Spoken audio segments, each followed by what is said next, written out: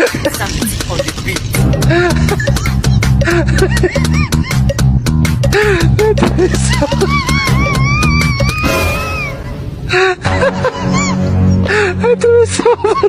Jesus!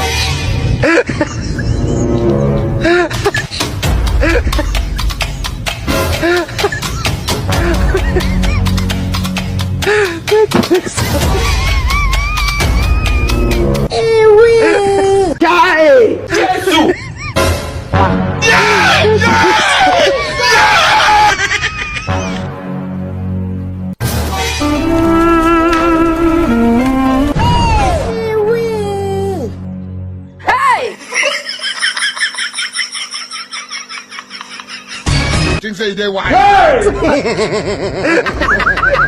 You are bad guy.